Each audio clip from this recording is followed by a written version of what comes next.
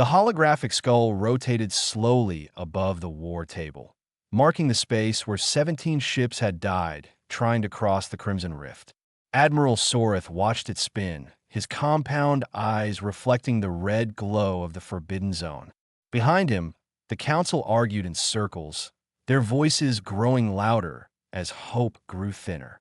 The hive mind fleet had them trapped.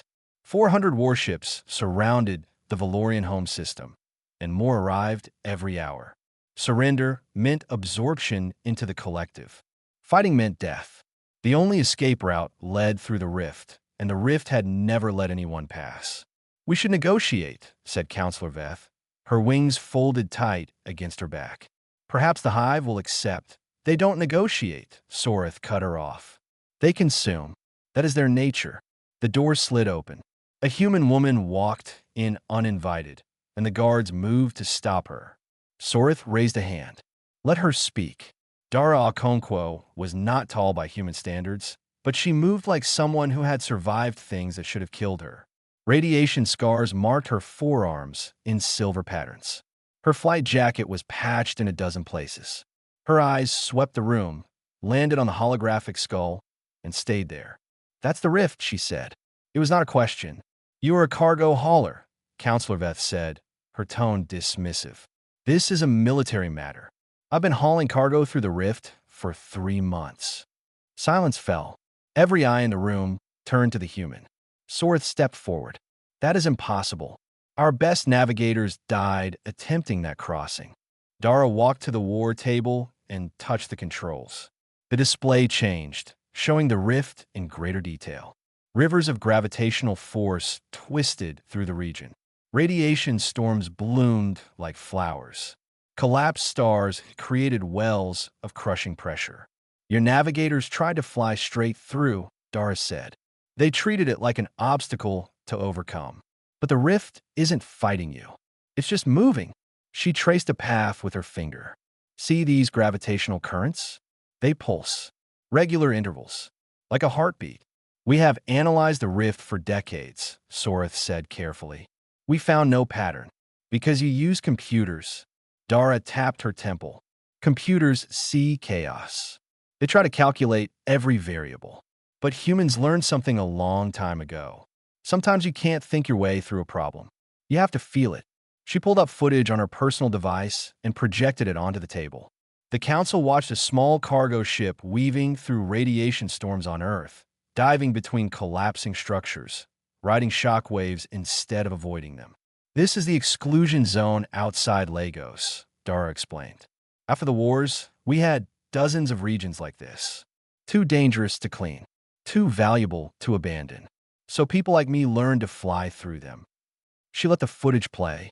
"You don't fight the chaos. You dance with it." "Dancing," Counselor Veth repeated flatly. "You want us to dance our way through certain death. I want you to follow me through certain death. There's a difference." Admiral Soreth studied the human for a long moment. He had commanded fleets for 40 years. He had seen courage and foolishness in equal measure. This woman had something else. Certainty that came from experience, not arrogance. "How many ships?" he asked. "All of them. 10,000 vessels. Civilian transport. Hospital ships. Children. Yes. And you believe you can lead them through the rift." Dara met his gaze without flinching. "I know I can. The question is whether you're brave enough to trust a human." The council erupted in protest. Too risky. Too insane. Too much faith in one alien pilot. Soreth let them argue, watching Dara the entire time. She didn't defend herself. She didn't explain further. She simply waited. 12 hours, Soreth said finally. The council fell silent. "Take a scout ship. Prove your theory. If you return, we follow you. If you die, we find another way." Dara nodded. "Give me the fastest ship you have and access to all your rift data. You will have both." She turned to leave, then paused at the door. "Admiral, when I come back, have the convoy ready. The hive won't wait forever, and neither will I." After she left, Counselor Veth approached Soreth. "You cannot be serious. Trusting our entire species to a human cargo pilot." Soreth watched the holographic rift spin slowly, All those gravitational currents that his people had feared for generations. Our entire species is already dead if we stay here, he said quietly. The human sees something we do not. Perhaps that is exactly what we need. Outside the war room, Dara walked toward the hangar bay. A young Valorian pilot fell in a step beside her. She was smaller than the others, her wings still showing the bright colors of youth. I am Cass, the young pilot said. I want to come with you. Why? My father died in the rift 20 years ago. I need to understand how you plan to succeed where he failed. Dara kept walking. Suit yourself. But when we're in there, you do exactly what I say. No questions. No hesitation. Deal. Cass nodded. Deal. They reached the hangar. The scout ship waited, sleek and fast. Beyond the bay doors, the stars were filled with enemy vessels closing in for the kill. Dara smiled. Let's go see what hell looks like up close. Red light bled across the cockpit as the crimson rift swallowed them whole. Kess gripped her restraints so hard her claws left marks in the metal. Beside her, the human was humming. Actually humming. A soft melody that made no sense against the screaming alarms and the violent shaking of their ship. Autopilot engaging emergency corrections, the ship's computer announced. The vessel lurched hard to the left, fighting against a gravitational current. Dara reached forward and turned it off. What are you doing? Kess shouted over the noise. Your computers are trying to fight the rift. Watch. Dara pointed at the navigation display. See how it keeps correcting? Every time the gravity pulls us, the autopilot pushes back. It's exhausting the engines for no reason. Because the gravity is pulling us toward death. No, Dara took the controls manually. The gravity is pulling us toward the next current. The rift isn't trying to kill us. It's just flowing, and we need to flow with it. She stopped fighting. The ship stopped shaking. Instead of pushing against the gravitational force, Dara let it take them, adjusting only slightly to stay within the current's path. Kess stared at the readouts. Their engine use dropped by 60%. Their speed actually increased. This is insane, she whispered. This is surfing. Dara grinned. Humans invented it on Earth. You find a wave, you ride it. You don't try to stop the ocean. They shot through the first section of the rift faster than any Valorian ship had ever traveled. Radiation alarms blared, but Dara ignored them. The radiation will cook us, Kess warned. Not if we keep moving. The dangerous levels are in the still zones, where ships try to hide. The currents are cleaner. Keep moving, stay alive. A collapsed star loomed ahead, its gravity while stretching across their path like a wall of invisible force. Kess saw it on the sensors and felt her heart stop. That will crush us. Only if we hit the center. Dara adjusted course slightly. Watch the edges. See how the gravity curves? If we catch it at the right angle, at the right speed. She flew directly at the well.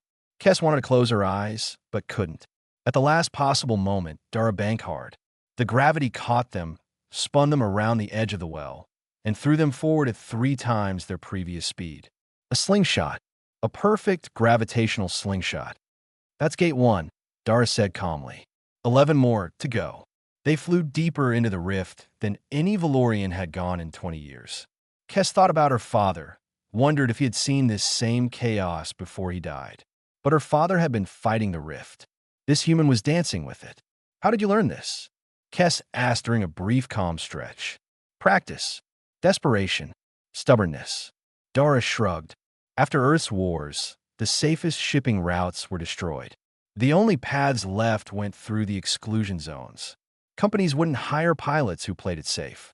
They hired pilots who came back alive. Many did not come back. Many. But the ones who survived learned the secret. The universe isn't hostile. It's just big and doesn't care about us. Once you accept that, you stop trying to make it care. You just pay attention and adapt. Gate after gate, they pushed through. Dara pointed out the patterns to Kess, teaching her to see what Valorian computers had always missed. The pulses in the gravitational currents, the rhythm of the radiation storms, the quiet spots between the chaos where a ship could rest for a few seconds before moving again. It's like music, Kess realized. The rift has a rhythm. Now you're getting it. The final gate appeared ahead. A massive storm of gravitational forces swirling around 3 dead stars. Through it, sensors showed clear space. Freedom. Timing is everything here, Doris said. The forces align once every 47 seconds. That's our window. She counted under her breath. Kess watched the storm, seeing nothing but death. Now! They dove in. The ship screamed. Metal groaned. For 3 seconds, Kess was certain they would die. Then they were through. Clear space surrounded them. Stars that no Valorian had seen from this side in decades. The rift raged behind them, but here, everything was quiet. Peaceful. Safe. Kess laughed. She couldn't help it. The laugh turned into something close to crying. We made it. We actually made it. Don't celebrate yet. Dara was already turning the ship around. Now we go back and do it again. What? What? Because I need to map it. Every gate, every current, every timing window. And then, Dara looked at Kess with absolute seriousness. Then I have to teach 10,000 ships to follow me through. Kess felt her hope falter. That's impossible. The precision required, the timing, no convoy could match what you just did. Then I'll teach them. Dara set course back toward the rift.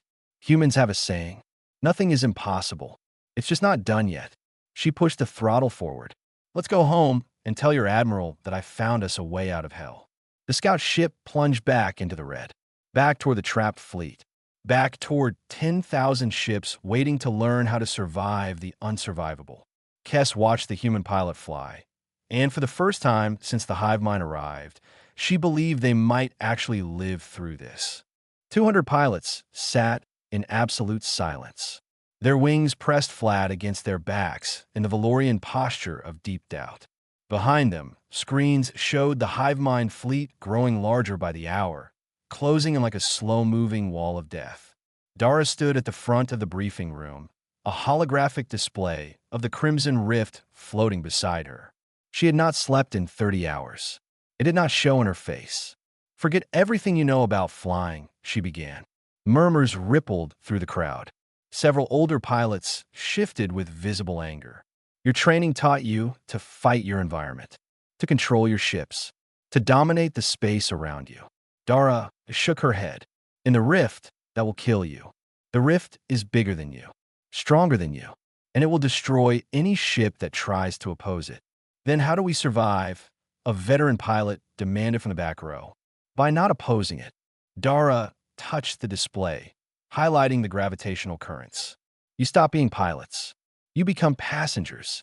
The rift will carry you through. Your only job is to stay on the ride. The room erupted. Pilots shouted objections. Some stood up, wings spread in challenge. One called her a fool. Another called her something worse. Dara let them yell. When they finally quieted, she spoke again. I understand. You have pride, skill, decades of experience. And I'm asking you to throw all of that away. She looked around the room, meeting eyes one by one. But your pride won't save your families. Your skill won't protect the children on those civilian ships. Only this will. She changed the display, showing the rift divided into 12 sections. 12 gates. We move as one. 10,000 ships, flying in perfect formation, responding to my commands without hesitation. I call out the turns. You execute them instantly.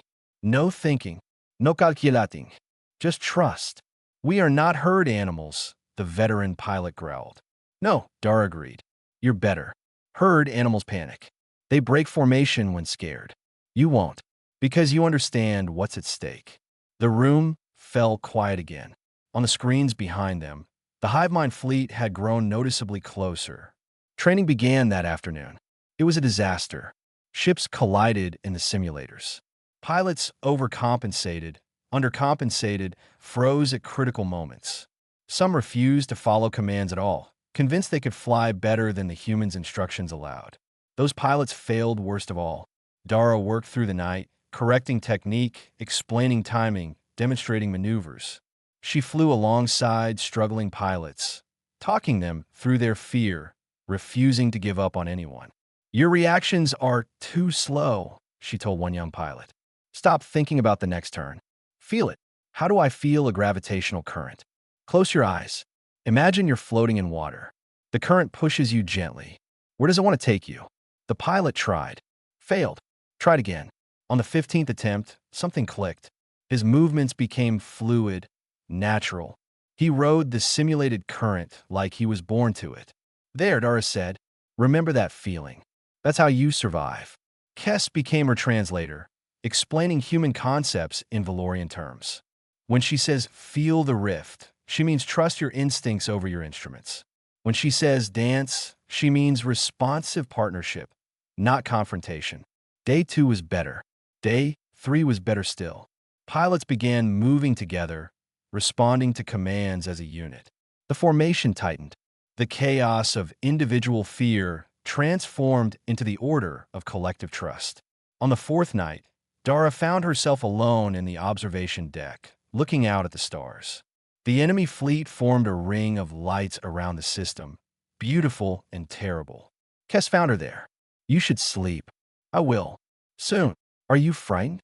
Dara considered the question. Every time I fly into danger, I'm frightened. Fear is useful. It keeps you sharp. The pilots who stop being afraid are the ones who die. Then why do you do it? You could have left before the blockade closed. Other humans did. Dara pulled out a small photograph.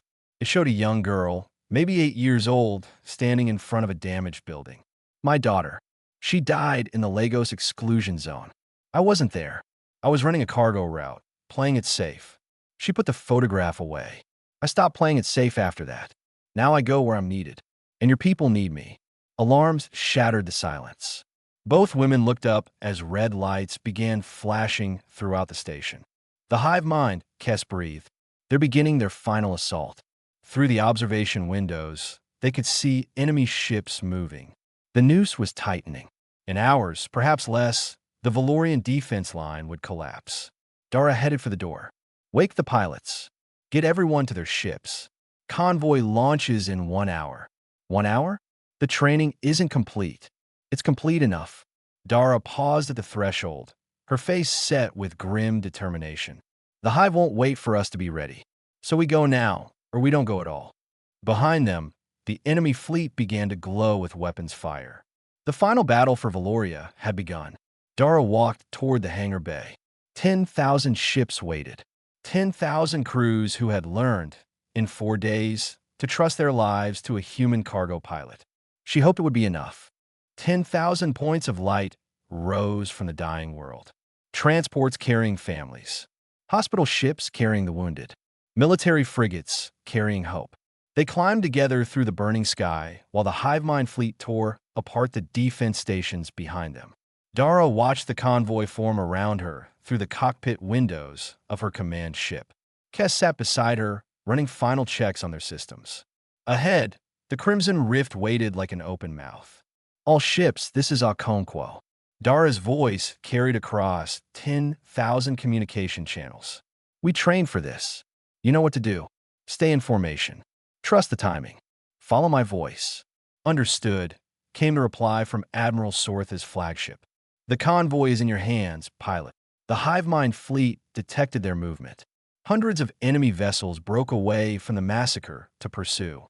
Their formation was perfect, mathematical, machine-precise. Dara smiled. Perfect formations had no place in the rift. All ships increased speed. We hit Gate 1 in 4 minutes. The convoy accelerated. Behind them, the hive ships followed, closing the distance with mechanical efficiency. Ahead, the rift grew larger, its red glow filling the view screens. They crossed the threshold. Immediately, the convoy experienced what Dara had prepared them for. Gravitational forces tugged at their ships. Radiation warning screamed. The universe tried to tear them apart. 3 ships panicked. Their pilots broke formation, attempted to fight the currents, and died. 10,000 became 9,997 in the space of seconds. Stay with me, Dara called. Gate 1, 30 seconds. All ships, prepare for starboard drift. The convoy moved as one. When the gravitational current peaked, they rode it together, flowing around the first obstacle like water around a stone. Ships that would have been crushed alone survived in formation, their combined mass creating stability. Gate 1 clear. Gate 2 in 90 seconds. Everyone alive back there?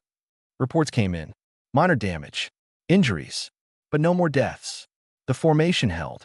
The hive mind fleet entered the rift behind them. Dara watched the enemy ships on her sensors. Their AI systems were attempting to calculate the optimal path, processing millions of variables, seeking the mathematically perfect route. The rift didn't care about mathematics. Enemy vessels began disappearing. Gravitational wells crushed them. Radiation storms cooked them. The perfect formation that had conquered 100 worlds fell apart against forces that couldn't be calculated, only felt. Gate 2, Dara shouted. All ships, dive 20 degrees, hold for 3 seconds, then level. The convoy dove together. 3 seconds of screaming metal and blaring alarms. Then they leveled out and shot through a gap that existed only for that moment. Gate after gate, they pushed deeper into hell. Dara called out commands constantly, her voice calm but urgent.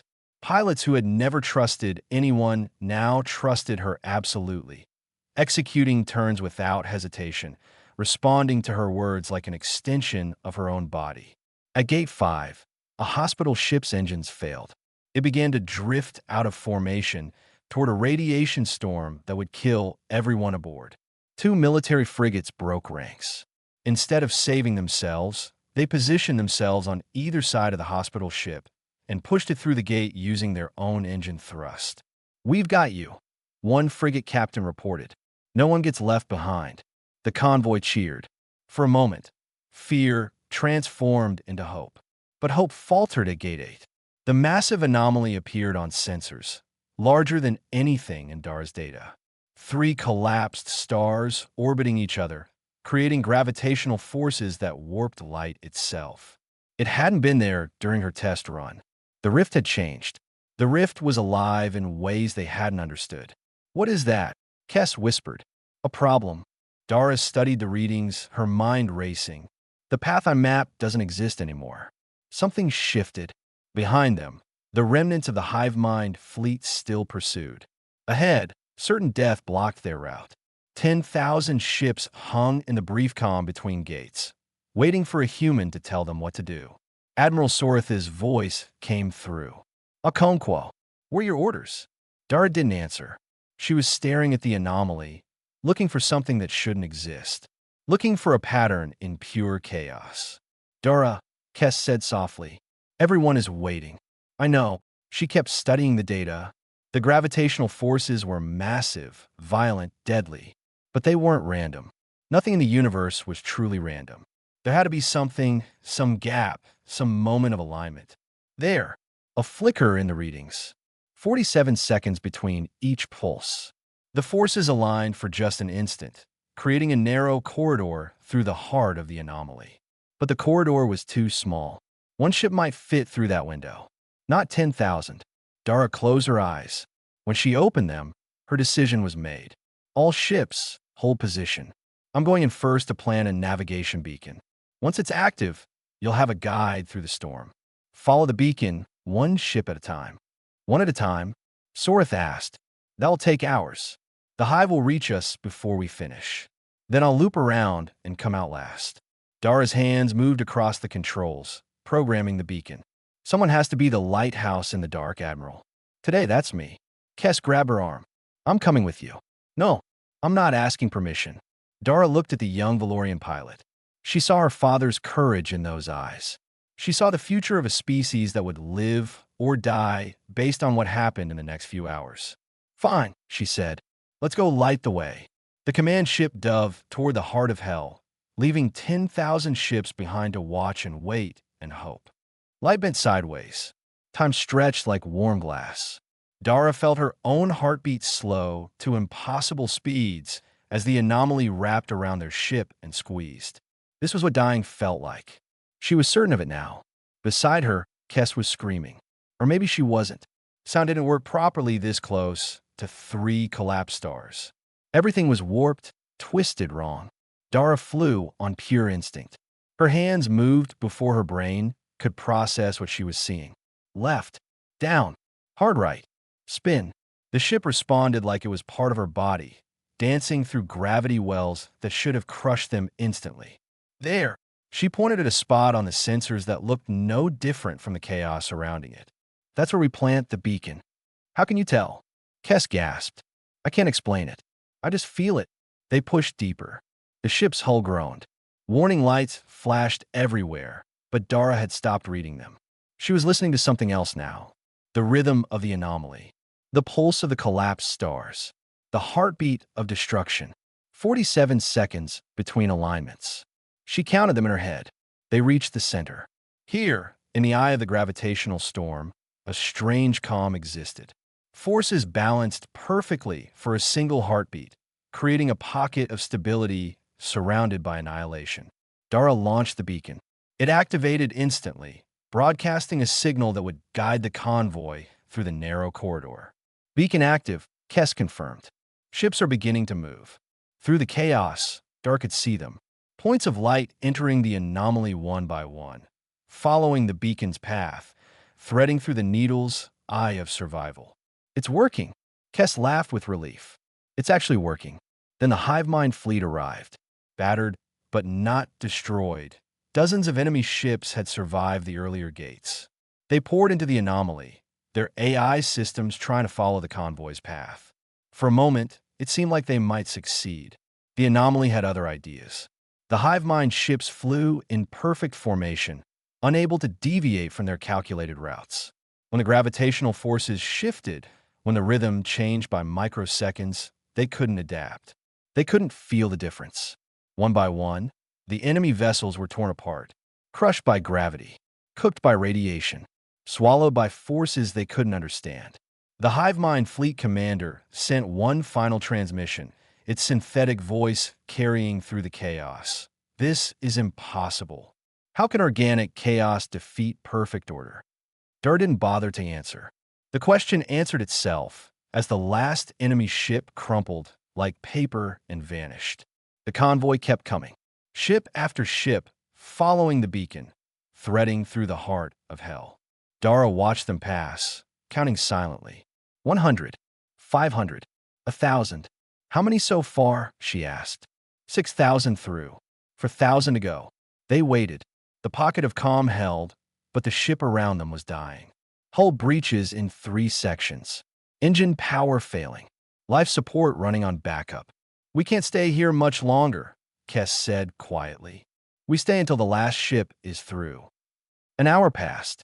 Then another. The convoy streamed past them, civilians and soldiers and children, all following the light that Dara had planted in the darkness. Finally, a report came through. Last civilian ship is entering the anomaly now. Dara let out a breath she had been holding for 2 hours. Good.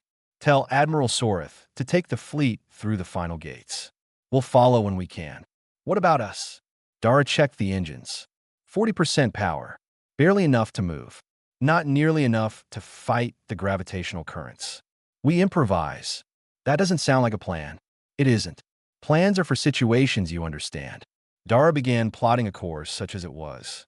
We're going to ride the edge of the anomaly, let the forces spin us around, and hope we get thrown out the other side. Hope. Best I've got right now. Kess stared at her. Then she laughed. It was the laugh of someone who had accepted that death was possible and decided to face it with courage anyway. My father would have liked you, Kess said. I would have liked him too. Dara grabbed the controls. Hold on. The ship dove out of the comm pocket and into the maelstrom. Gravity seized them immediately, spinning them like a leaf in a hurricane. Warning alarms that had been blaring went silent, overloaded by too many failures to count. Dara didn't fight. She let the forces take them, adjusting only when absolutely necessary, trusting her instincts over everything else. The ship broke apart in pieces. Hull sections tore away. Systems failed one after another. But the core held. The cockpit held. They held. A gap appeared ahead. A moment of alignment, just like before. Dara spent the last of their engine power to hit it at exactly the right angle.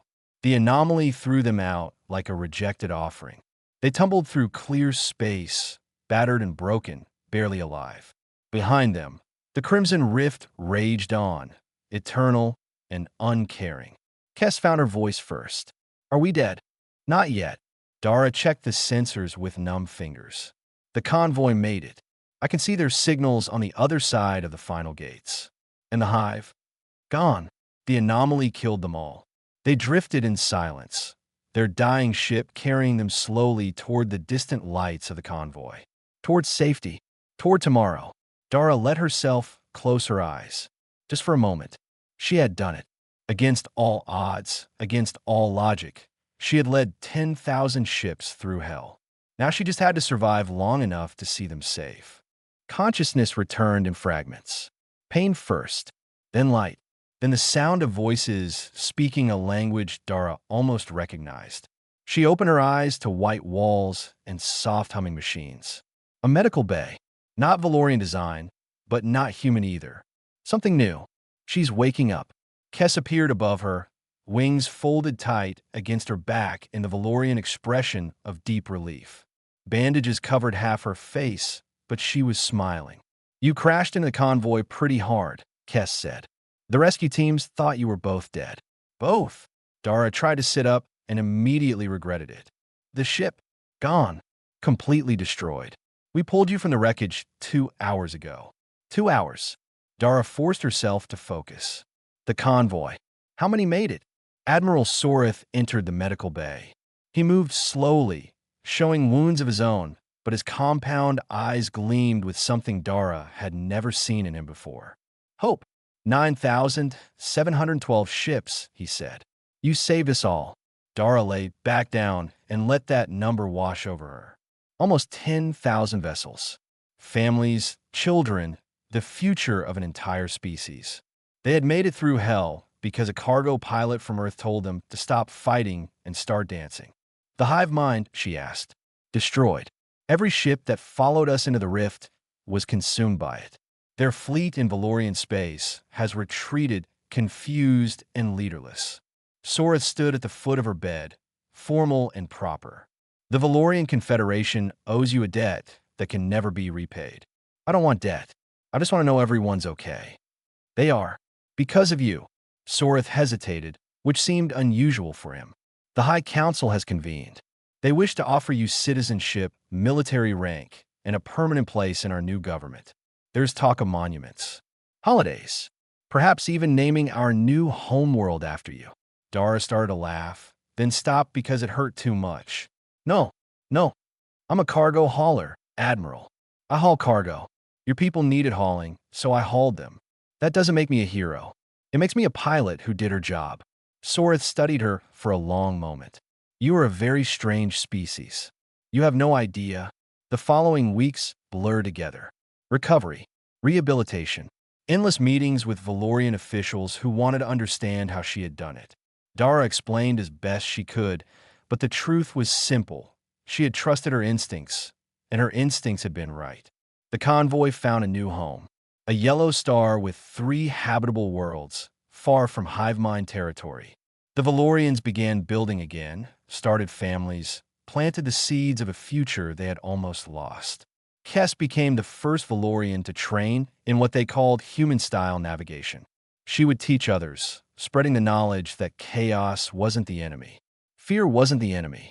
The only enemy was the belief that some things couldn't be done. On the day Dara's old cargo ship arrived from a salvage team, she found Kess waiting at the hangar.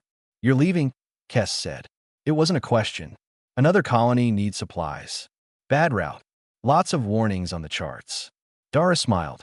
Sounds like my kind of job. You could stay. Build something here. You've earned rest. Dara looked out at the new Valorian settlement spreading across the horizon. Buildings rising. Ships landing. Children playing in fields that had never known war. Rest is for people who are done, she said. I'm not done yet. She climbed into her ship, the same battered cargo hauler she had flown for 15 years. The controls felt familiar under her hands. The engine hummed like an old friend. Kess stood at the bottom of the ramp. Will you come back? Maybe, if someone needs hauling. Da-da. Kess spread her wings, the Valorian gesture of profound respect. Thank you. For everything. Dara nodded. She wasn't good at goodbyes. Never had been. But she understood what Kess was really saying. Thank you for believing we could survive. Thank you for teaching us to believe it too. Take care of yourself, kid. And remember what I taught you. Feel the current. Trust the rhythm. Dance with the chaos. That's the one. The cargo ship lifted off, climbing through the atmosphere of a world that owed its existence to one human who refused to accept the impossible. In the cockpit, Dara pulled up the star charts for her next destination. Another impossible route. Another region marked with skulls and warnings. Another place where computers said no one could pass. She studied the gravitational patterns, the radiation flows, the timing of the cosmic forces that would try to kill her. And she smiled. Somewhere in that chaos, there was a rhythm, a pattern, a dance waiting to be learned. She just had to find it. That's what humans did. That's what they had always done. When the universe said something was impossible, humans rolled up their sleeves and proved it wrong. Not with technology, not with weapons, with stubbornness and creativity and the absolute refusal to give up. Dara set course for the next impossible journey. The stars waited. She was ready to dance.